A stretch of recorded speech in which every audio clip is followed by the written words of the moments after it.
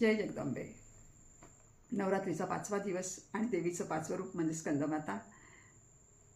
शिव आणि पार्वती यांचा मुलगा कार्तिकी याला स्कंद म्हणतात. तारकासुराचा वध करण्यासाठी शिवपुत्राची आवश्यकता होती, म्हणून देवीने लहान वयातच कार्तिकेयला लढाईमध्ये तरवेस केलं. पुढे जाऊन कार्तिकेयनं तारकासुराचा वध केला आणि अधर्माचा नाश करून धर्मस्थापना केली. देवीचे रूप अतिशय सुंदर आहे. देवीला 4 हात आहेत. 2 हातात कमलपुष्प आहे, एका हातात कार्तिकी आहे आणि एक हात वरदमुद्रा आहे. देवीला पूजेमध्ये लाल फूल वाहतात, तांबडं वस्त्र तिला अर्पण करतात आणि बत्ताशाचा नैवेद्य लावतात. देवी सूर्यमंडळाची अधिष्ठात्री असल्यामुळे जे मनोभावे देवीची पूजा करतात त्यांना तेज आणि ऊर्जा प्राप्त होते. अधर्माचा नाश करून देवीने धर्मस्थापना केली.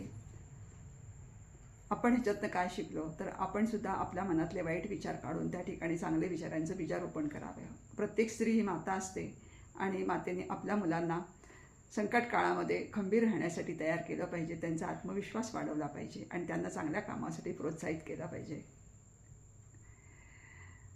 धन्यवाद. लाईक करा, कमेंट्स करा, सबस्क्राईब करा.